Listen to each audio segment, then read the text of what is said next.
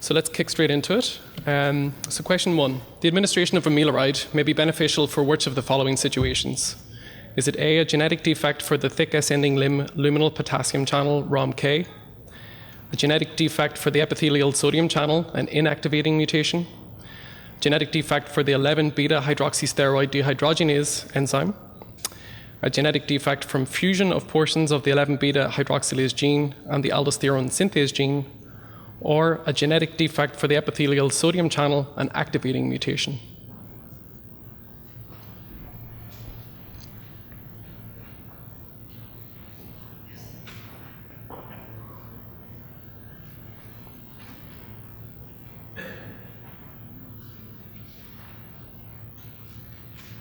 Okay, so the majority of you have gone for answer E, which is the correct answer. So let's see. Take it down. Okay, so the correct answer is indeed E. It's a genetic defect for the epithelial sodium channel and activating mutation. So if we look at the distal tubular cells and the principal cells of the distal tubule, here you see the epithelial sodium channel on the luminal surface of the cell. And this gradient for sodium influx is created by the sodium-potassium ATPase in the basolateral membrane. So you remember it excretes 3 sodiums out, 2 potassiums in, so there's a net removal of positive charges out of the cell, allowing this influx of sodium to occur down the ENaC channel. This is under the control of amiloride, remember. So the creation of a negative lumen potential here also has several knock-on effects in this luminal area, which promotes the secretion of potassium and also hydrogen in terms of the... Yeah, in terms of the H plus K plus ATPase. Is that better? Okay. And basically that leads to the an activating mutation of this will increase the amount of sodium reabsorption in the distal convoluted tubule, and so leading to sodium retention. So this genetic defect of the activating mutation is of course Liddle syndrome. So Liddle syndrome, an activating mutation of the epithelial sodium channel in the collecting duct. It's an autosomal dominant trait. It's characterized by the early onset of hypertension and the development of hypokalemia and metabolic alkalosis. So following on from that, question 2, which of the following set of laboratory findings is consistent with the diagnosis of Liddle syndrome? Is it a low renin, low aldo, high potassium? Low renin, high aldo, low potassium? High renin, low aldo, high potassium? High renin, high aldo, low potassium? Anybody confused yet? Low renin, low aldo, low potassium. Take your choice.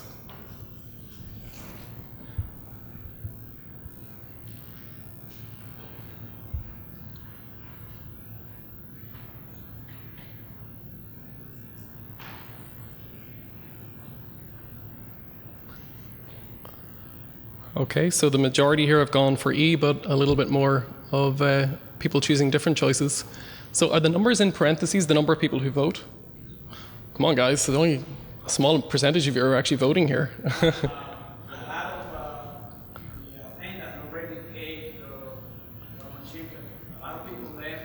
Oh, got it. Okay. All right. I just get the impression you're all being very shy on Friday afternoon. Okay. So maybe we should do a show of hands as well, right? Feel free to shout out. Okay. So the correct answer is E. Okay. So this is a low renin, low aldo, low potassium state. And again, for similar reasons as we explained, the influx of sodium created by the sodium-potassium ATPase channel that allows this gradient of sodium to come inwards creates this negative luminal potential, which allows the secretion of K plus through the ROMK channel, and also the secretion of hydrogen ions through the H plus K plus ATPase. And so that in turn will lead to hypokalemia, okay? And the retention of sodium and the high sodium avidity that occurs with this will lead to essentially salt retention, volume retention, high blood pressure, which suppresses renin and suppresses aldo in turn. So this is a low renin, low aldo, low potassium state. So if we think about the differentials for hypertensive renal potassium wasting, we can divide those up into high renin states and low renin states. The differential for high renin states include renovascular disease, malignant hypertension, certain types of renin-secreting tumours, and some forms of Cushing's disease. Whereas the low renin states typically would be Conn syndrome, bilateral adrenal hyperplasia, glucocorticoid remediable hyperaldosteronism, apparent mineralocorticoid excess syndrome, licorice ingestion, and Liddle syndrome. So question 3. A 61-year-old man with end-stage kidney disease secondary to type 2 diabetes mellitus experiences large interdialytic weight gains and recurrent episodes of interdialytic hypotension in his outpatient unit. Strategies that have been proven to mitigate against interdialytic hypotension include all of the following except lowering of the dialysate temperature below body temperature, use of dialysate sodium modeling, use of lower dialysate calcium concentration, or the administration of hypertonic mannitol.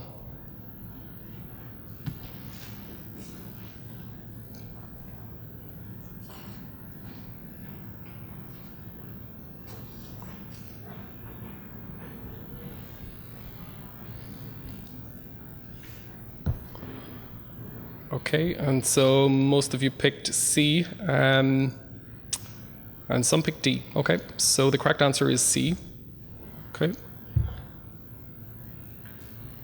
So the correct answer, the use of lower dialysate sodium concentration has not been proven to help with interdialytic hypotension.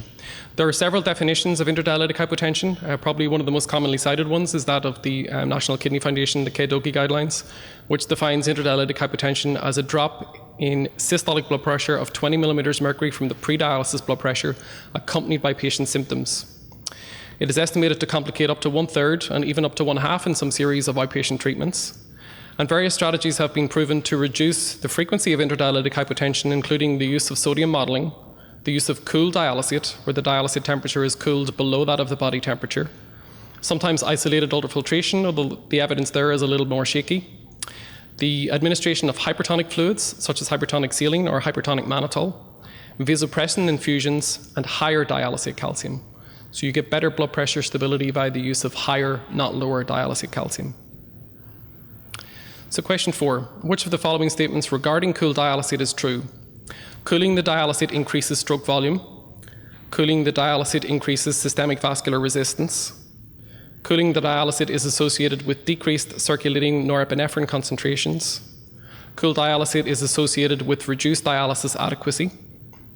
Or cooling the dialysate is associated with post-dialysis hyperkalemia. Which of the following of these is true?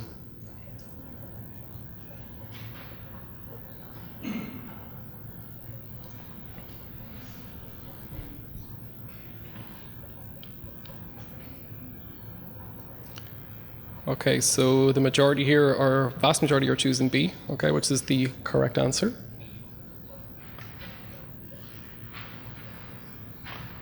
Okay, so cooling the dialysate increases systemic vascular resistance. So cooled dialysate has been shown indeed to increase SVR, thereby promoting blood pressure stability during the process of hemodialysis itself.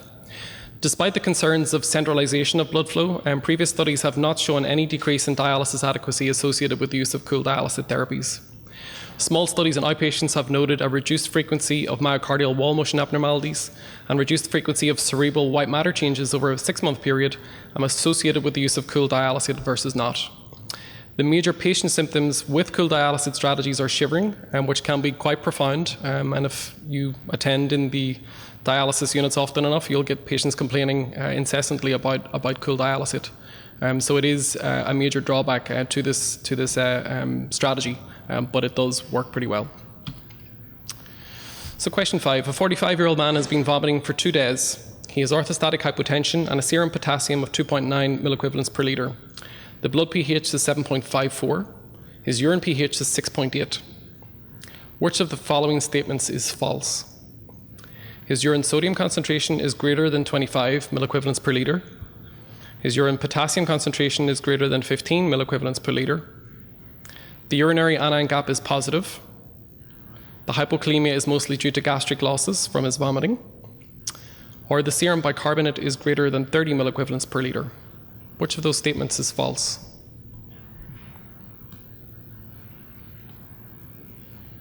I feel like we need some music here. You got any music? No music. Dr. McMahon, maybe some music? Okay. Okay, so let's see what you chose. Oh, real splay here. Okay, so the majority are going for D, but a wide variety of answers. Okay.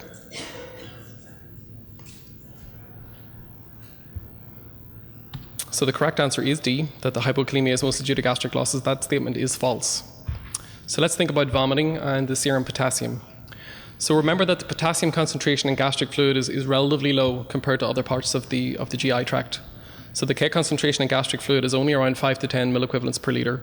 So to get hypokalemic from vomiting is extremely difficult. Okay. However, you do lose a lot of hydrochloric acid from vomiting, and so the loss of large amounts of hydrochloric acid leads to a metabolic alkalosis. If you remember, the loss of bicarbonate in the urine, bicarbonaturia, pulls potassium with it to maintain electron neutrality, and so you have a mechanism there for hypokalemia. You also get volume depletion with activation of the renin-angiotensin-aldosterone system, and hence secondary hyperaldo states. Again, if you think about what happens in the distal convoluted tubule, that aldosterone is going to stimulate ROMK to secrete potassium and lead to hypokalemia from that effect. So that's how the secondary hyperaldo actually occurs in terms of promoting potassium secretion via the increased activity of ENaC and the increased activity of H plus K plus ATPase as well as ROMK. And remember again, the bicarbonaturia draws sodium ions as well as potassium ions to maintain electron neutrality.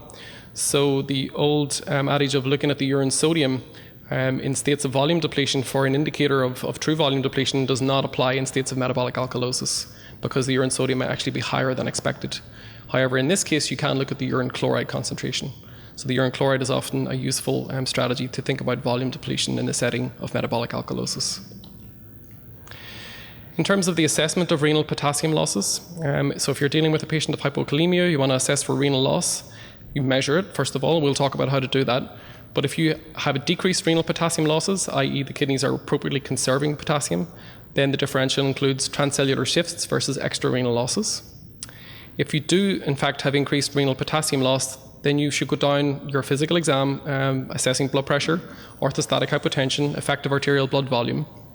If those indices and parameters are high, you should be going down the axis of checking plasma renin activity and aldosterone levels.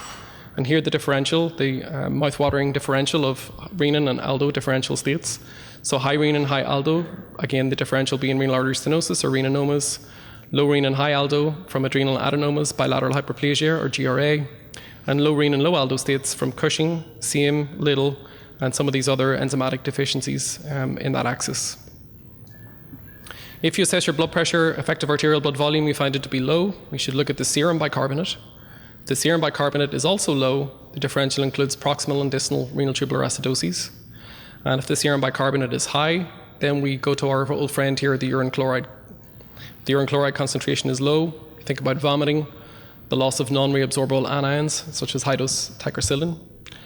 Or if the urine chloride is high, we should have in our differential diuretic therapy, magnesium deficiency, and the rarer Barter's and Gittleman syndromes. So in terms of the evaluation of urine potassium wasting, obviously a history is first and foremost. In terms of actually measurements, you should think about 24-hour collections where possible. So if your patient is hospitalized, you should try to do this. These are by far the most accurate assessments of urine potassium wasting. And note that the kidneys can conserve potassium, so urine potassium conservation can lower renal losses to around 25 to 30 milliequivalents per day in total urine volume. So that's the efficiency with which the kidney can retain potassium as and when it's required. If you don't have access to 24-hour collections, you can go to spot samples, and here you think about minimum K concentrations achievable around 5 to 15 milliequivalents per litre in your spot sample. They must be interpreted in association with the urine volume. And so an alternative to try to deal with the urinary volume or urine flow rates is to think about the urine potassium to creatinine ratio.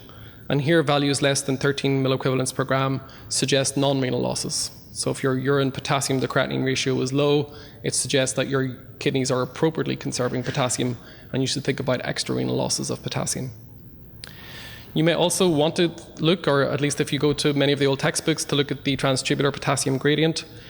You may have heard earlier in this course or other courses that this is somewhat fallen out of favour in terms of the workup of hypokalemia.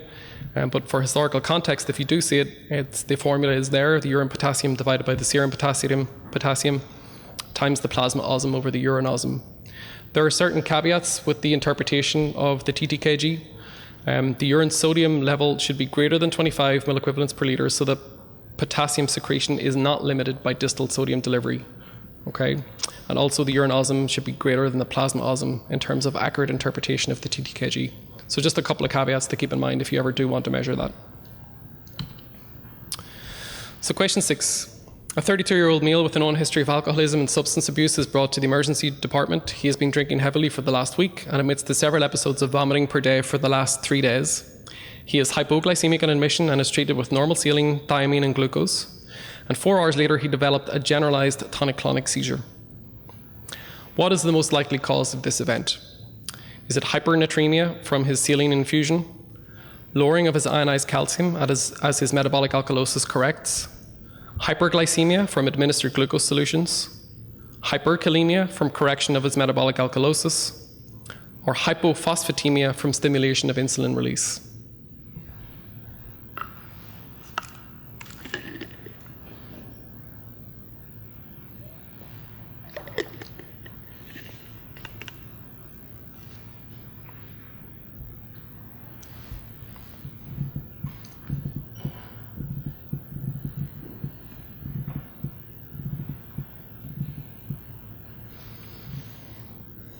Okay, so, wow.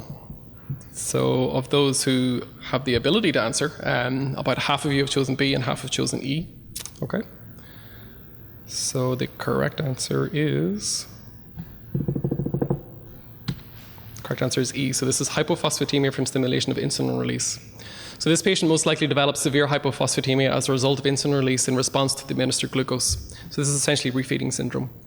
So his underlying acid-base disturbance was most likely a metabolic alkalosis from vomiting, as we discussed earlier, with concomitant low or low normal potassium from the process of secondary hyperaldosteronism. Restoration of volume status with normal saline and hence correction of his alkalosis with subsequent bicarbonaturia may exacerbate low potassium, lead to further renal losses of potassium, in addition to the effects of insulin release, which of course shifts potassium intracellularly. Correction of his alkalosis will actually increase his ionized calcium levels, not decrease them, and he is very unlikely to develop hypernatremia from a normal saline infusion. So the refeeding syndrome is characterized by the following: hypophosphatemia, hypokalemia, hypomagnesemia, and other vitamin and trace mineral deficiencies, as well as volume overload and edema. The total body phosphate depletion is exacerbated by the administration of carbohydrate, which leads to insulin release. And as we spoke about, this drives intracellular uptake of phosphate and stimulation of ATP and 2,3-DPG production, leading to profound hypophosphatemia. The severe hypophosphatemia in turn leads to impaired myocardial, skeletal muscle, and diaphragmatic contractility. In severe cases to rhabdomyolysis, bradycardia, liver injury, and seizures. So in patients who are extremely malnourished, who you're reintroducing feeding to, caloric intake should be increased gradually and electrolyte abnormalities corrected before the institution of the refeeding process. Question 7. Which of the following statements regarding the use of vasopressin receptor antagonists is false? The antidiuretic response of vasopressin receptor antagonists is mediated primarily by the V2 receptors. Upon initiation of vasopressin antagonists, strict free water intake restrictions must be maintained. Conivaptan must be administered intravenously. Tolvaptan use should be avoided in patients with liver failure, or conivaptan blocks both V2 and V1A receptors. Which of those statements regarding vaptans is false?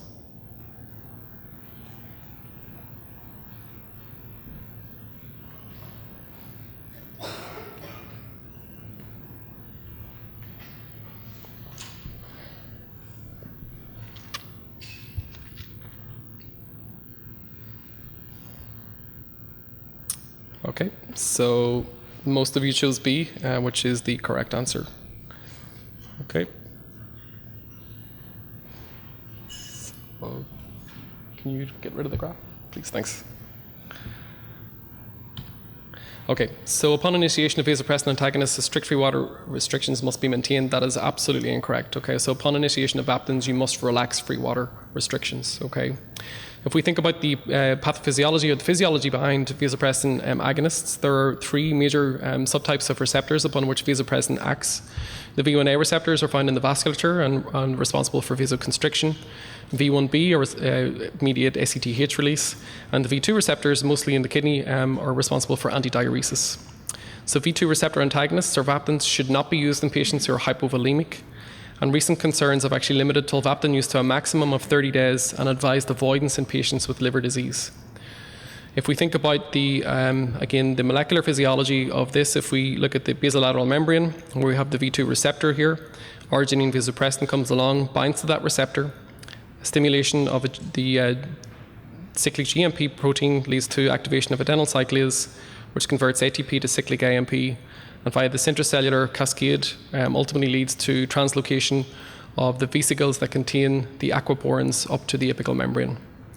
Another clinical point is that there is an inhibitory or a braking step here that's mediated by prostaglandins, and so obviously has implications in terms of non-steroidal use, which is something you might want to think about as well. But the primary thing here is that if you initiate vasopressin antagonists, you should relax free water restrictions. So question 8, a 52-year-old Caucasian female is referred for evaluation of dipstick albuminuria. Her medical history is notable for long-standing pain in her hands and feet, which are worse with exercise and hot weather. She denies smoking, alcohol intake, or illicit drug use, and takes no regular medications at present, and she has no allergies. On physical exam, her blood pressure is 108 on 68 with a heart rate of 72 beats per minute. Pulse is regular, and she appears euvolemic. Inspection of the skin reveals several 1 to 2 millimeter reddish-purple macules around her umbilicus and lower abdomen, which she claims are unchanged and there as long as she can remember. Her urinalysis reveals a specific gravity of 1.010. It's negative for heme and is 2+ for albumin. Which of the following is the next most appropriate diagnostic test to perform? Is it measurement of alpha-galactosidase A activity in peripheral blood leukocytes, measurement of plasma anti-PLA2R antibodies, a kidney biopsy, bidirectional sequence analysis of the GLA gene, or a fasting plasma glucose?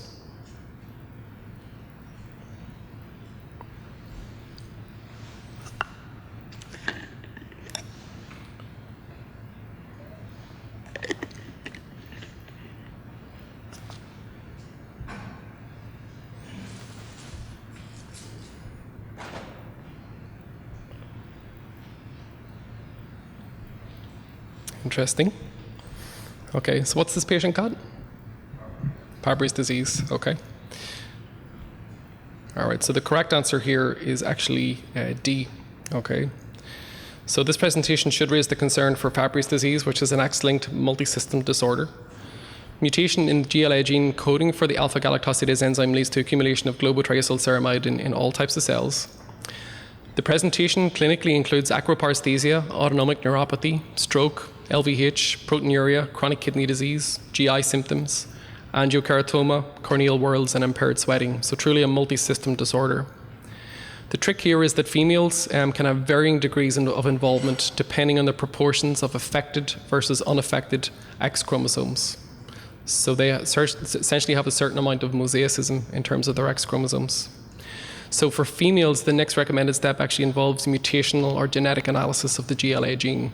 The first step in males is to measure the alpha-galactosidase enzyme activity in peripheral blood leukocytes. But for females, you should do the genetic testing to clinch the diagnosis because their actual enzyme activity levels could be normal.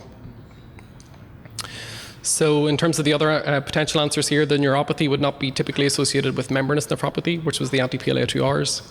A kidney biopsy would not be the next most appropriate step, as there are other less invasive methods of accurately making the diagnosis of Fabry's disease. And the presence of neuropathy and proteinuria, while it could be consistent with diabetes, would be less likely in an otherwise healthy female with no other symptoms. So rather, the combination of her history and physical exam suggests some form of an inherited disorder, which we think is Fabry's disease. So with regard to question 9, with regard to the clinical use of diuretics, which of the following statements is false? Hypoglycemia is a common complication of thiazide diuretics. Bumetanide exhibits less intra- and interpatient differences in oral bioavailability than furosemide. Hyponatremia is more common with thiazide diuretics than with loops. Acetazolamide may be helpful for treating a diuretic-associated metabolic alkalosis. Or eplerenone has greater specificity for the mineralocorticoid receptor and therefore has a weaker association with gynecomastia. Which of those statements regarding diuretics is false?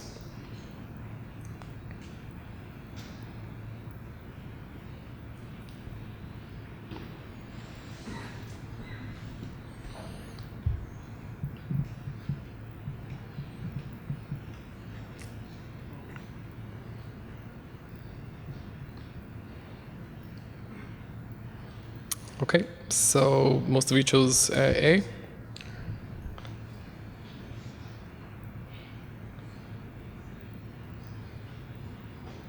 which is the correct answer. So hypoglycemia is a common complication of thiazide diuretics. So thiazide diuretics are associated with several electrolyte complications, including hyperglycemia, not hypo, hyperlipidemia, hyperuricemia, hypercalcemia, hyponatremia, and hypokalemia.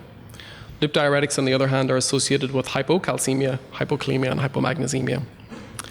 Thiazide diuretics are more likely to associate with hyponatremia than loops, and the reason for this is that the medullary concentrating gradient essentially remains intact with the use of thiazide diuretics, which allows this continually favorable gradient for water to be reabsorbed in the distal collecting tubule.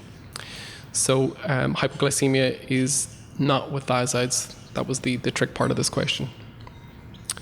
So question 10, regarding the use of eculizumab, which one of the following statements is true? Eculizumab is most efficacious if given immediately before plasma exchange.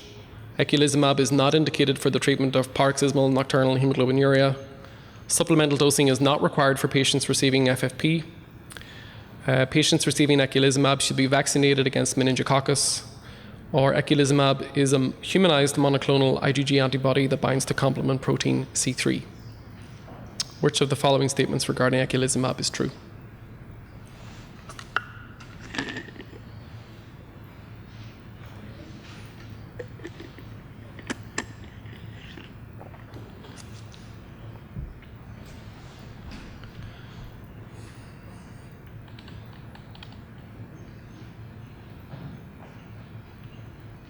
Okay, so the vast majority chose D, okay, which is the correct answer. So eculizumab is a humanized monoclonal IgG antibody that binds to complement protein C5, preventing cleavage to C5a and C5b, and therefore ultimately inhibiting the formation of the membrane attack complex. It is FDA approved for the treatment of PNH and also atypical hemolytic uremic syndrome. Several reports of meningococcal disease have been reported in association with its use, and therefore vaccination is recommended at least 2 weeks prior to the use of eculizumab. It is rapidly cleared by plasma exchange and therefore should not be given prior to this treatment. Supplemental dosing is recommended for patients who receive FFP. So question 11, a 7-year-old male was diagnosed with an ST elevation MI, required deployment of a drug-eluting stent in his LAD. Subsequently, his EF was reduced to 15% and he developed severe pulmonary edema requiring treatment with IV furosemide. 3 days later, he developed a diffuse maculopapular rash. Which of the following is the next most reasonable step to take? Switch the IV furosemide to oral furosemide, switch IV furosemide to IV bumetanide, switch IV furosemide to IV chlorothiazide, switch the IV furosemide to IV ethacrynic acid, or E, stop diuretics and begin extracorporeal ultrafiltration.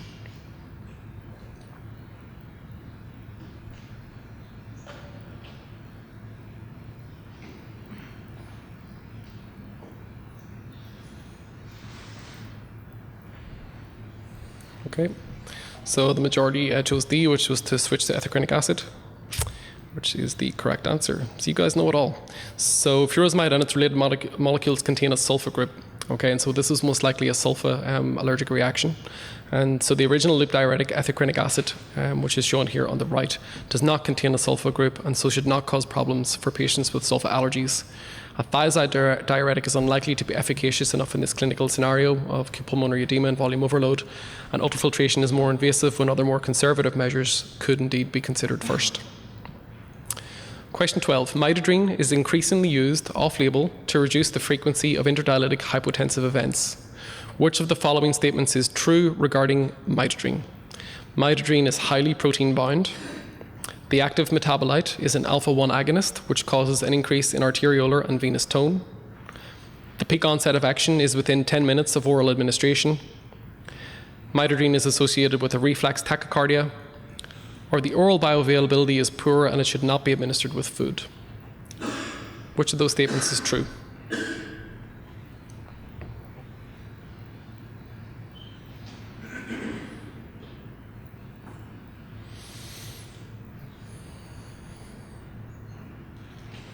Okay, so the vast majority chose B, second place was D. Okay. So the correct answer is indeed B. So the active metabolite is an alpha-1 agonist, which causes an increase in arterial and venous tone. So midodrine is rapidly absorbed from the GI tract and is highly bioavailable. The bioavailability of the byproduct desglomidodrine is similar with oral and intravenous administration and is not affected by food. It is very poorly protein bound. The elevation of systemic pressure that one gets with this may associate with a reflex bradycardia, not tachycardia. And the major side effect of midodrine is supine hypertension, which can affect around 13% of individuals, to the extent of them experiencing systolic blood pressures greater than 200 millimeters of mercury. Something very important to keep in mind with the use of midodrine. Other side effects include urinary retention, paresthesia, pruritus, and piloerection. So certain caveats that one might want to consider when using midodrine. Question 13. A 54-year-old African-American woman with end-stage kidney disease secondary to presumed hypertensive nephrosclerosis has developed painful skin lesions on the lower abdomen and upper thigh.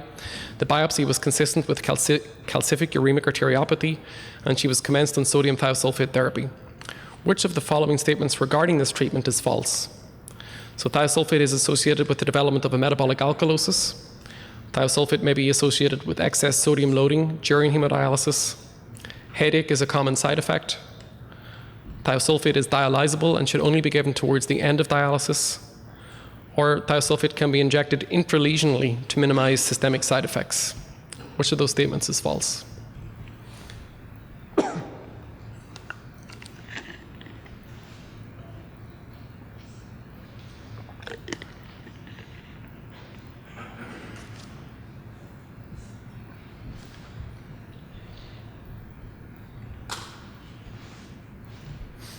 Okay, so interesting. Okay, so many of you chose E. All right. So the correct answer is actually, yep, click it. It's actually A. Okay. So sodium thiosulfate is associated with the development of metabolic alkalosis. That is incorrect. Okay, so thiosulfate therapy has several proposed mechanisms in the treatment of calciphylaxis lesions, including complexing with lesional calcium and also antioxidant activity. The accumulation of thiosulfuric acid can lead to a raised anion gap acidosis, which may necessitate changes in your dialysis prescription. So it is more common to get a metabolic acidosis with the use of sodium thiosulfate therapy. The administration of 25 grams of sodium thiosulfate results in the administration of around 7.3 grams of sodium, which may associate with greater thirst, intradialytic weight gain, and systolic blood pressure. And thiosulfate has been, in various situations, injected into the actual lesions of calciphylaxis or calcific uremic arteriopathy in terms of trying to treat those lesions. So that's a useful one to know. So question 14, regarding autosomal dominant polycystic kidney disease, which of the following statements is false? Defects in the gene PKD1 are responsible for 85 to 90% of clinically detected cases. Polycystin 1 plays an important role in intracellular calcium homeostasis in primary cilia. The PKD1 gene is located on chromosome 4. The frequency of renal stone disease is increased compared with the general population, or polycystic liver disease is the most common extrarenal manifestation of autosomal dominant polycystic kidney disease. Which of those statements is false?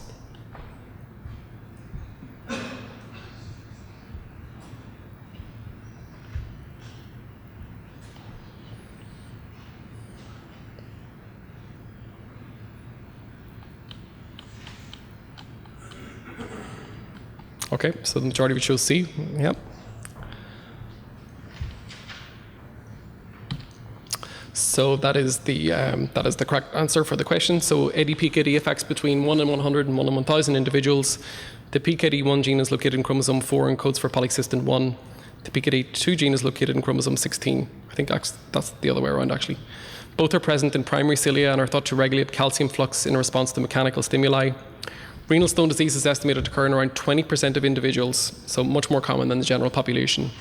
Hepatic cysts increase in frequency with age, so around 20% in the third decade to 75% by the seventh decade of life, with a female preponderance, so more females than males. Okay, and in terms of so polycystin 1 is actually, I think that those should be the other way around. That should be 16 and 4. PKD1 is on 16 and PKD2 is on 4. Okay, right? Okay, and so intracranial aneurysm is around 8%, okay? Mitral valve prolapse in around 25% of patients, and hypertension in around 75% of patients. So apologies for the typo on that one, okay?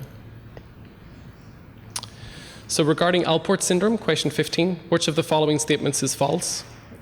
So Alport syndrome is caused by a defect in the genes coding for alpha-3, alpha-4, or alpha-5 chains of collagen.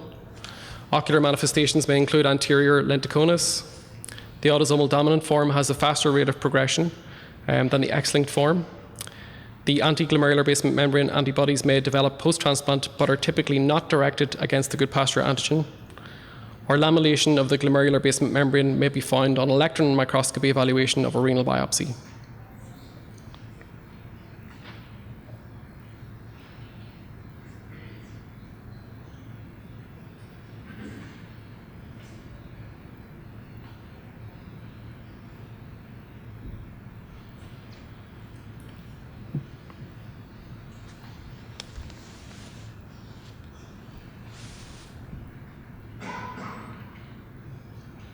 Okay, so an interesting split here between C and D. All right, so let's see what the right answer is. So the correct answer is C. So the autosomal dominant form has a faster rate. So around 80% of Alport syndrome is X-linked, and these are mutations in the COL4A5 gene. Around 15% are autosomal recessive, which are mutations in COL4A3 or COL4A4, and around 5% are autosomal dominant, with mutations in COL4A3 or COL4A4 again. The autosomal dominant has a much slower progression than the typical X-linked Alports. So the co-distribution of these collagen chains in the cochlea and eye can lead to the presence of hereditary deafness and anterior lenticonus, whereas the electron microscopy shows a regular diameter of the GBM with splitting and a multi-laminated appearance of the lamina densa. This is known as basket weaving. And the occurrence of anti-GBM disease that occurs in around 5% of those receiving renal transplants, which are more common in those with extensive deletion of COL4A5. Okay. Question 16. Which of the following statements is false regarding arginine vasopressin? So AVP is manufactured in the paraventricular and supraoptic nuclei of the posterior pituitary gland. AVP may have pressor-like effects via binding to V1A receptors in the vasculature. The stimulus for AVP release is greater for relative volume depletion than for increased plasma osmolality. Cortisol inhibits the secretion of AVP from the paraventricular nuclei, or copeptin is a cleavage product of AVP that tends to be more biochemically stable. Which of the following statements is false regarding AVP?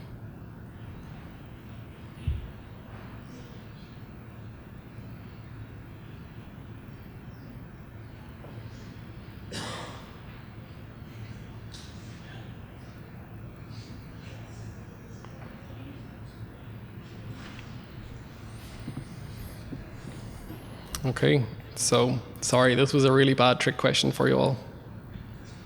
Okay, so the correct answer is, the correct answer is actually A. Yeah, so this was a bad one. All right, so AVP is manufactured in the paraventricular and supraoptic nuclei of the posterior pituitary. It's actually the hypothalamus, not the posterior pituitary. Yeah. So AVP is manufactured in the paraventricular and supraoptic nuclei of the hypothalamus and transported to the posterior pituitary gland for release. So AVP release may be stimulated by stress, pregnancy, hypoglycemia, nicotine, morphine, and may be inhibited by ethanol and phenytoin. And pre-pro AVP is cleaved to vasopressin, neurophysin 2, and copeptin during transport from the hypothalamus to the posterior pituitary. So sorry, I had to get one in like that. So, all right. If you think about vasopressin release, we talked about the different types of receptors again. Okay, so the V1A receptor is related to vasoconstriction, V1B for ACTH release, and V2 for antidiuresis. But if you look at these schematics from Burton Rose's book, and the plasma ADH levels on the y-axis and the plasma osmolality or blood volume depletion on the x-axis, if you look at the scale here, the scale of plasma ADH releases from 0 to 12 picograms per mil as plasma osmolality increases relatively linearly from 280 to around 300. On the other hand, the response in terms of the response in terms of vasopressin release is much more profound in relation to blood volume depletion. So a blood volume depletion of 5 to 10 to 15%, you get this almost exponential rise as opposed to a linear rise in plasma ADH levels. And again, look at the scale 0 to 50 here, as opposed to 0 to 12 there, which comes back to the clinical point that blood pressure will be preserved and defended in all aspects before osmolality will. Okay. Question 17. No tricks in this one. Okay. A 75-year-old African-American male with end-stage renal disease presumed secondary to diabetes mellitus type 2. He has been on dialysis for 2 years, has a background notable for diabetes, hypertension, peripheral vascular disease, and gout. His pre-dialysis blood pressures run about 140 to 150 millimeters of mercury. His calculated LDL is 134, triglycerides 264, and his current medications include aspirin, metoprolol, insulin, a multivitamin, warfarin, famotidine, sevelamer hydrochloride, and calcitriol. According to the 2013 KDIGO recommendations, the patient should be prescribed which of the following: atorvastatin 20 milligrams daily, rosuvastatin 10, ezetimibe 10, fenofibrate 160 milligrams daily, or no pharmacological lipid-lowering therapy.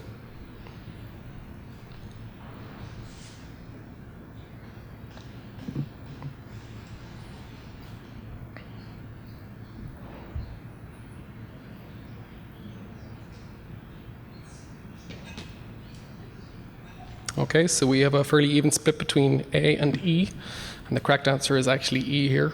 Okay.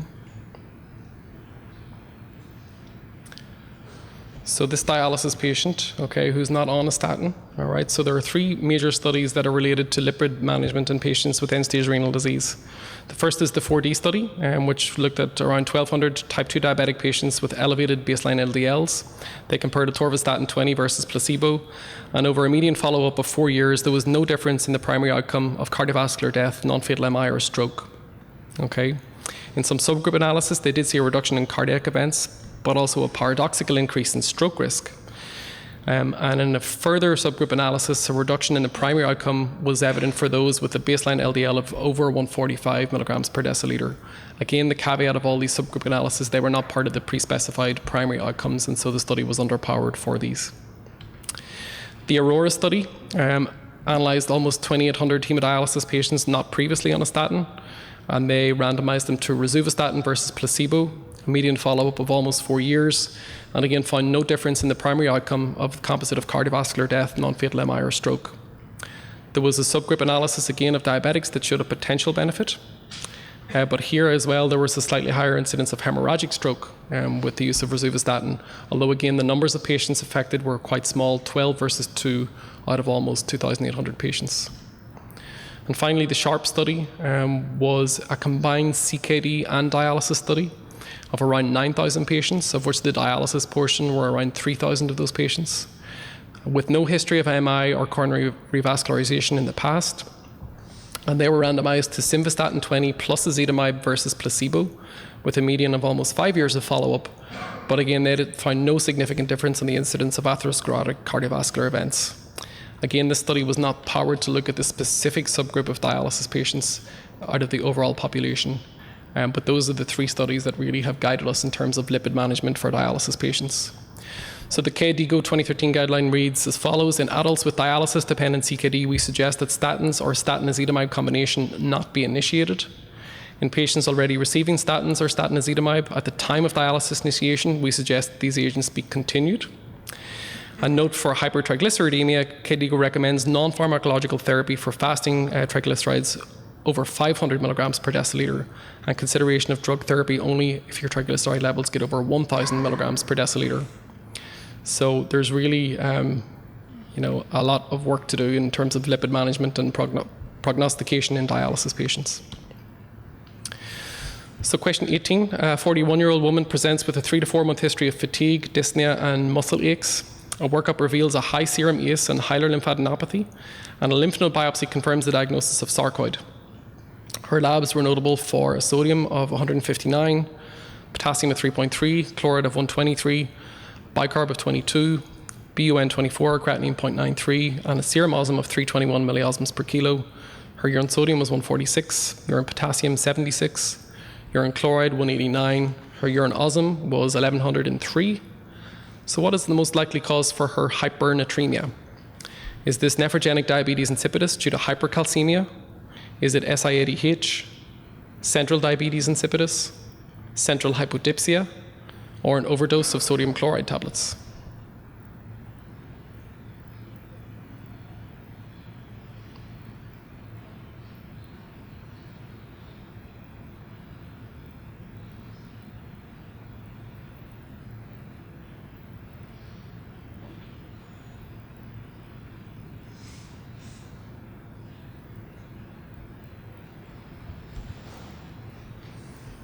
Okay, so the majority actually went for diabetes insipidus, all right?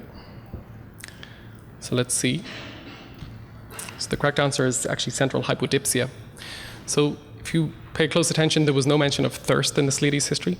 So the absence of thirst suggests that there's a central component to this. So at a serum sodium of 159, you should be breaking down doors to get at the nearest glass of water. Okay, so the absence of thirst suggests a central problem, which can be managed by the regular prescription of free water. She has an extremely high urinosm of 1100 milliosms, which essentially is a maximally concentrated urine, and that can't be DI by definition. SIADH is associated with hyponatremia, not hypernatremia. An overdose of sodium chloride tablets could lead to severe hypernatremia, but in the absence of appropriate thirst and free water intake, so it seems much less likely compared to this presentation with sarcoid.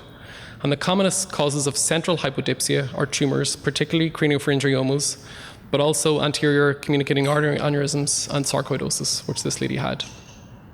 Okay, I'm getting flashing lights here. I've got 2 more questions. Go ahead. Okay.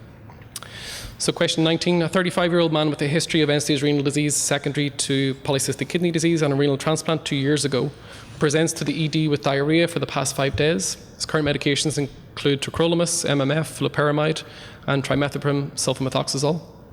On admission, he is euvolemic and normotensive, and his admission labs reveal a creatinine of 2 from a baseline of 1.2 milligrams per deciliter, and his tacrolimus level is 21, and this is a true trough level.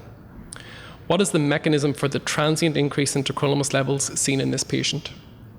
Is it poor medication compliance, a drug interaction with loperamide, decreased activity of liver CYP3A4, decreased activity of P-glycoprotein in the intestinal mucosa, and decreased gut transit time due to a diarrheal illness?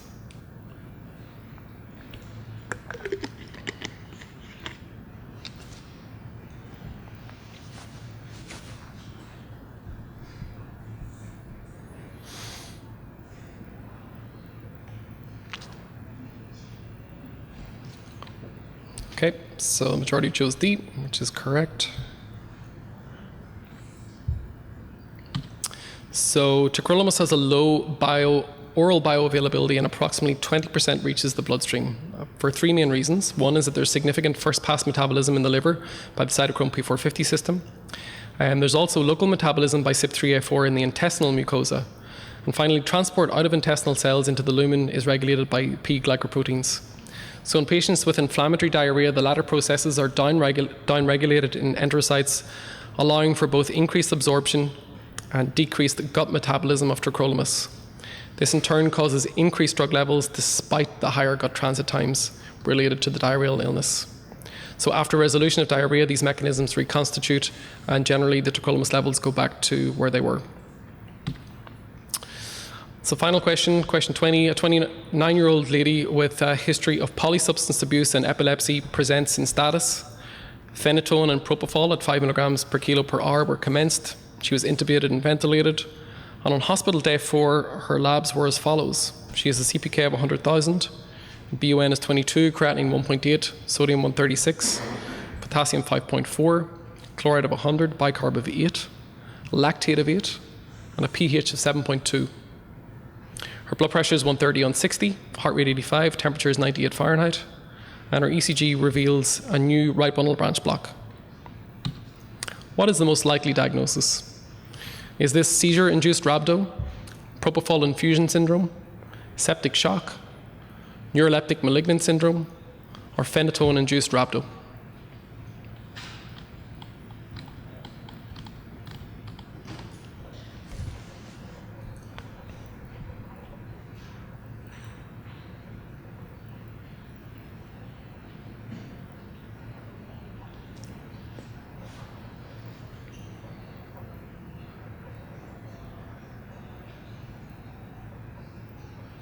Okay, so the majority are gone for propofol infusion syndrome. Okay, you can close it. Yep, thank you. And so that is indeed the correct answer. So propofol at very high doses, greater than 4 mg per kilo per hour, and for prolonged periods, more than 24 to 48 hours, can inhibit mitochondrial electron transport chain, leading to impaired oxygen utilization and the buildup of toxic fatty acid metabolites.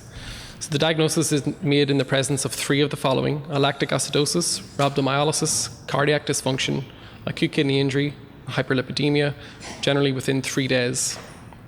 So overall, the incidence is quite rare, less than 1%, but the mortality is quite excessive at up to 30%. Risk factors include prolonged use at high doses, the concomitant use of exogenous catecholamines and corticosteroids, and a poor carbohydrate intake. The treatment involves stopping the propofol, and prolonged hemodialysis or CVVH may be necessary to clear the drug. So that should be hemodiafiltration, should be necessary to clear the drug as it is poorly cleared by conventional hemodialysis in the thrice weekly paradigm that we live in. So this is propofol infusion syndrome. So there is some suggested reading, and just to recap on the polycystic kidney ones, polycystin 1 is chromosome 16, polycystin 2 is chromosome 4. So thank you very much for your attention. Best of luck in all your exams.